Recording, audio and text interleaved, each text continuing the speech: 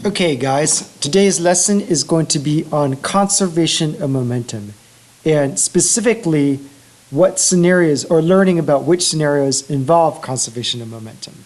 All right. Last year, I did talk about what scenarios involved conservation of momentum, and they were collisions and explosions. But I never really talked about fundamentally why these two scenarios are conservation of momentum. And so it's important for you to understand in more detail why certain scenarios are conservation of momentum, and the fundamental reasons, knowing the fundamentals of reasons why conservation does apply will allow you to sort of break down some scenarios and kind of allow you to use conservation of momentum correctly sometimes and not use conservation of momentum correctly in other times. All right? So let's begin with understanding why these two scenarios are conservation of momentum. So let's go here and start with our momentum impulse theorem. All right, so what we know is that the momentum before plus any impulse equals the momentum afterwards. All right. Now, if it turns out that the impulse is zero, then the momentum before is actually going to equal the momentum afterwards. All right. So anytime the impulse is zero, then the momentum before is equal to the momentum afterwards. This makes this a conservation momentum scenario. Right? Now, this is very similar to when you have like energy plus work is equal to energy. So the energy before plus any work is equal to the energy afterwards. Well, if the work done is zero, that means the energy before and after are the same, and it becomes a conservation energy scenario.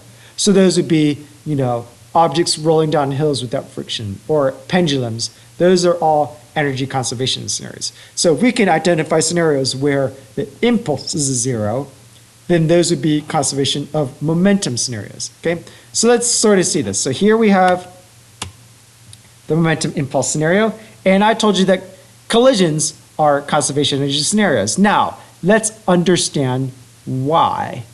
So let's look at all the relevant forces that could possibly be causing impulses to these objects, all right? So you have normal and gravity and normal and gravity. Now that's kind of irrelevant because those two forces will cancel each other out. Normal and gravity cancel each other out, normal and gravity cancel each other out here. But if you look at the FBD of A, you have normal gravities cancel each other out, but then you also have the force of B on A. And that clearly causes A's acceleration. And then you also have the force of A on B that's causing B's acceleration. So you do have these two forces right there that are actually involved in the scenario that are causing impulses. So if you now want to keep track of the total momentum, so you have the total momentum of both objects before plus impulses from both of those forces, so the force of A on B times time plus the force of B on A times time, and that will tell you the total momentum afterwards. But if you look into these impulses in a little bit more detail, you may notice, of course, that force of A on B and B on A are third law pairs. And these are equal in size and opposite in direction. So they're going to be the same size, but the fact that opposite direction, remember impulse, you do have to sort of keep track of the direction of impulse. And so that means these two forces will have opposite signs. So one will be positive, one will be negative. And then if you look at this side of impulse, see these times? Well, those times that those forces act on each other or act on each respective object will be the same amount of time, right? Because those two objects are guaranteed to be in contact with each other for the same amount of time. Like A will contact B for the same amount of time that B will contact A, kind of just by definition. So that means these impulses, when we add them together, will be zero. Once again, why? Well, because the force of A on B and B on A will be equal but opposite, meaning opposite signs, and the time will be the same. So that means those two impulses will be equal but opposite in sign, so you add them together and you'll get zero. So then you're left with that the total momentum of both objects is equal to the total momentum of both objects afterwards, right? So collisions like this are conservation momentum scenarios. And so once you can recognize this as a conservation momentum scenario, so as soon as you see this, you'd be like, oh, conservation of momentum. Then you just go and set up your conservation of momentum equations. And this is going to be just like last year, where you have mass times velocity, the momentum of one object before, plus the momentum of the other object before. is equal to the momentum of one object before plus the momentum of the other object before. So it's just total momentum before equals total momentum afterwards. And you just set this up like normal. And we did a lot of problems like this last year. Just remember, actually, one caveat from last year. Remember, momentum is a vector, so you must keep track of the signs of velocity, right? So for example, if you're going to make right positive, then V1 is positive, and therefore V2 has to be negative. Or it could be vice versa. Like V2 could be positive if you're going to make left positive, but that does mean that V1 is negative, right? So whatever the case is, one of them has to be positive and the other one has to be negative, all right? So let's practice these style questions. These are all kind of last year, like honors physics level questions. So let's actually practice these to review them a little bit. So here are going to be a series of collisions, all right? All of these collisions have the same beginning scenario. So you begin with a 2.5 kilogram cart traveling at 3 meters per second, and it is going to collide into cart 5 kilograms that is standing still. So this is the before scenario. This is going to be the same before scenario with 5 different possible afters, okay? So you have one before, 5 different possible afters. And your job right now is to calculate the final velocity or the missing velocity of all these after scenarios, given the same before, okay? So clearly this is conservation of momentum. Just set up your conservation of momentum problem and solve these velocities. So I want you to pause the video right now. So if the teacher could pause the video right now and allow the students to work on the question. And once all you guys are done with this question, you can unpause the video and I will reveal the answers and you can sort of check to see if you're all right. Okay, so pause the video now. So the fact that you've unpaused the video means that I'm assuming you are all done and you have all these velocities all calculated, so that I can reveal the answers and bam, those are all the correct answers. Check to see if their answers are correct and see if you agree, all right? So if you agree, we can move on then to some slight weird wrinkles with conservation of momentum. Okay, let's look into this, some scenarios that are not conservation of momentum, but we need to understand why they definitely are not conservation of momentum. So let's look at a very simple scenario right here. I'm going to push a cart across the table. I actually have a video of me pushing a cart across the table. Here it is. Let me play it right here. Yeah. Oops. Anyways, so I pushed the cart across the table. Let's look at that in some detail. Okay, so first question I'm going to ask, is the momentum of the cart conserved? So let's look at this motion. At the beginning right here, is it pretty clear this cart is not moving? So the momentum of the cart is 0. Later on, the cart is clearly moving. So the cart had 0 momentum here and is clearly gaining momentum all during my push. So is the momentum of the cart conserved? Well, if it started at 0 and now has something, clearly the momentum is not conserved. So the answer to this question is definitely no. But the real question is, well, why not? Why is the momentum of the cart not conserved? And if we dive into this, we can look at this and observe, if we look at the cart as an object, and actually I have the scenario here drawn out in a picture. If I look at the cart as the object, I can clearly see there is a force acting on this that is providing an impulse. Yeah, there's normal and gravity as well, but they just cancel each other out, so they don't actually provide an impulse. But here, you have an external force that is providing an impulse. So this is the force of my finger applied over time. And so according to this momentum impulse equation right here, there is clearly an impulse that is non-zero that is changing this cart's momentum. So in this case, right here, the impulse is not 0, and therefore, that is why the cart's momentum is not conserved. Okay? But I can ask another question. What if I change the system? Instead of just looking at the cart alone, I'm looking at me and the cart. So in the video, I'm looking at not just the cart alone, but now I'm going to expand my system to look at both me and the cart together as one system. So here's what it would look like in terms of like a diagram, a picture. So I'm going to expand my system to include me in the cart. And now if you look at the forces, you have like force of me on cart, but now you're also including cart on me, right? And if you look at me on cart and cart on me, now there's a clearly third law of pairs. And according to this right here, we're going to run into the same scenario right here where we have me on cart, cart on me. And now those two impulses will cancel each other out and we have an impulse of 0. So according to that, it looks like we should have a total momentum beginning and end being the same. But now let's look at this video again. Is really the total momentum the same before and afterwards? Let's sort of see. Here is the video beforehand.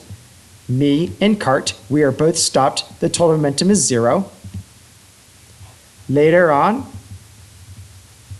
the cart is moving. The cart has momentum.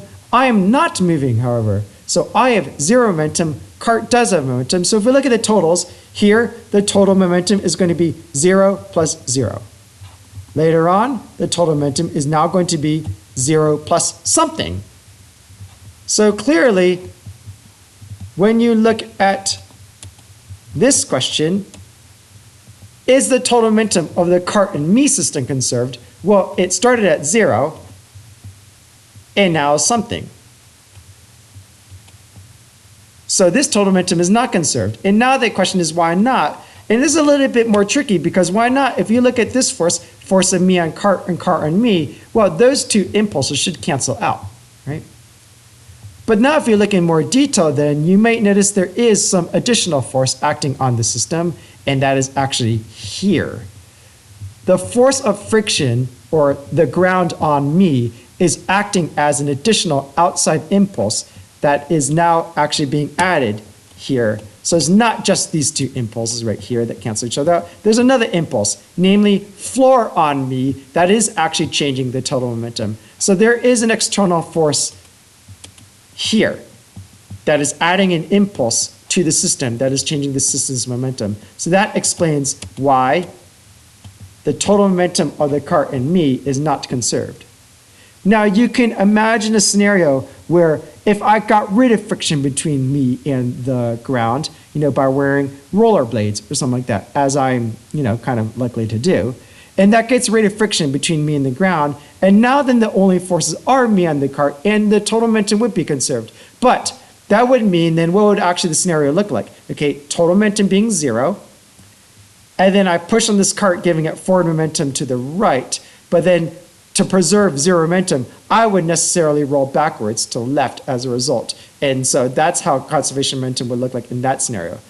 And so if I am wearing regular shoes, that's providing the impulse to allow the momentum to change of the system, okay? Now, last question.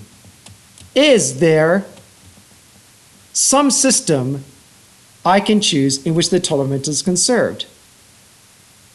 So I'm looking right here. Is there some sort of system that I can choose where there is no external force kind of affecting, adding an impulse to change the momentum? Well, I can sort of say, well, I can expand this to include then the floor with the building, okay? But then you can imagine there are external forces acting the building as well, like the earth is holding the building in place. And so maybe we have to expand our system even more. And eventually, if we expand it enough, we are able to find a system where it's sufficiently isolated where there are no external forces acting on it. And so all you have are all these like internal forces, all these third law pairs, like me on cart, cart on me on ground, ground on me, and all those impulses will cancel each other out. And eventually you get to a scenario where actually all these momentums are conserved, right? Although actually you still have like sun on earth and stuff like that. So actually, can you really ever get to a point where you find the momentums conserved? No. And this is getting a little bit ridiculous anyway. So actually, what do you do if momentum is not conserved then? All right, so let's go back to our simple collision scenario right here. So we have our simple collision scenario right there, okay, without friction. So if you only choose a system where the only forces are the forces acting on each other, then due to Newton's third law, those impulses will cancel each other out, and the total momentum of the system will remain the same, right?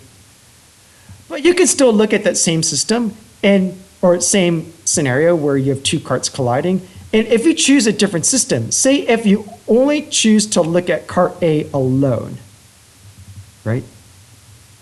Then the only force that's applicable is B on A, and only one of the impulse will be accounted for. And that total impulse will not cancel out to become 0. So if you look at car A alone, car A's momentum is not conserved alone. Car A alone definitely has a change in momentum because the impulse from the force of B on A.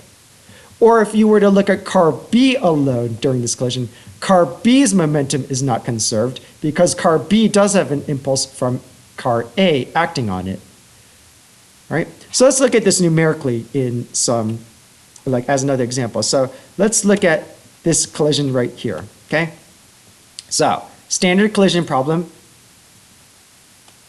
Okay, if you were to look at the system as a whole, you would see, okay, the total momentum of the system should be conserved because the only forces acting on them are the forces on each other. And so you can set this up as a very simple conservation of momentum problem. So why don't we do this right now? So you'll do momentum before 5 times 3 plus 2 times 0 is equal to the momentum afterwards, which would be 7v, right? So you have 5 times 3, 15 plus 0 is equal to 7v, and you answer that out, and you get a final velocity of 15/7, okay? Easy, right?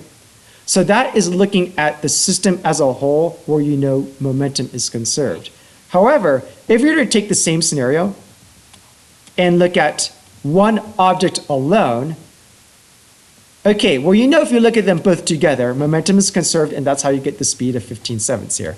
But if you were to look at one object alone, momentum would not be conserved. So what do you do if you're looking at one object alone? Well, you can actually then set up your full-on momentum impulse equation, right? And you'll see that momentum before of the 5 guy alone, 5 times 3, plus any impulse is going to be equal to this guy's momentum alone afterwards, which is 5 times 15/7. And notice that the impulse on that guy alone is non-zero, and actually you could just set that up and say maybe find out that guy's impulse and possibly set that equal to force times time to kind of figure out, say, an unknown force and unknown time or something like that, all right? So looking at one object alone would not be conservation of momentum. It would be full-on momentum plus impulse equals momentum, all right? So here you can sort of see collisions are conservation momentum if you look at the whole system. So let's actually summarize everything we've talked about so far. Okay, so when does conservation momentum apply? Conservation momentum applies when you have a system where the only applicable forces are the forces on each other. Say collisions, A on B, B on A, right? Explosions, A on B, so A on B causes B to accelerate, B on A causes A to accelerate, right? So collisions and explosions are scenarios where momentum is conserved because those impulses will cancel each other out and give you a full impulse, a total impulse of 0, right? However, there is a caveat. These are only true if your system is including everything. If you were to analyze a single object in a collision, say just car A, momentum would not be conserved and you would use impulse and momentum fully. Or say like one object here, piece A before and after, that guy's momentum would not be conserved because that guy would actually have an outside impulse of B on A acting on it, all right? So if your system includes only one object in the collision or explosion, it would not be conservation momentum, it would be impulse momentum instead, all right? So there are still some slight weird scenarios where we need to actually fully understand when conservation momentum applies or why it might not apply, all right? So let's go back to a collision. But this time it's a collision where it's on a frictiony surface. So we can look at, yes, the entire system, okay? And yes, we definitely have force of A on B and B on A, and those two third law pair impulses will cancel each other out. But now, does conservation momentum apply here? And the answer is no. And why not? Well, because you now have this external force of friction also acting on the two objects, right? So you have this force of friction from the ground, all right? And that is an additional impulse to the system that would mean momentum is not conserved. So if you go back to this right here, okay, yeah, you'll have A on B on B on A, that'll cancel 0, but you're going to have an additional impulse from the friction on those two objects that will be non-zero, which would cause the total momentum beforehand and afterwards to not be conserved. So if you have collisions with friction, it is not conservation of momentum. Sort of, with one caveat, actually. If you were to look at the time period of this collision, literally right just before the collision and just after the collision, like that one instant, right before the collide and right after the collide, the impulse due to friction is actually negligible, and you can use conservation of momentum if you're considering right before collision, right after collision, all right? So you are allowed to use conservation for friction-y collisions, assuming you're talking about right before and right after the collision. So you do have to be careful. You can't compare a before scenario where there's significant time before the collision and your after scenario is significant time after the collision, because then the impulse due to friction would actually change the system's momentum, all right? But you can do collisions with friction, assuming you're talking about right before and right after the collision, okay? Also another interesting scenario where there is a collision with friction. Bullet going into, say, a cart here. And notice I did put wheels on this cart to isolate the friction, so this is not like the scenario we just did, so there is no friction with the ground, all right? But now they collide, and this bullet is now going to, pierce this cart. And let's understand what forces are applying here. Why does that bullet slow down? Well, there is definitely friction from the cart on the bullet that's slowing down, right? So you're definitely going to have friction from cart on bullet, and actually you're definitely going to have friction from bullet onto cart. Now, is this a conservation of momentum scenario? Well, yes, in this case, friction is actually the friction between the two objects. It's not an external force, right? So these two frictions are still these two A on B, B on A frictions, all right, which will cancel out, and they are third law pairs, all right?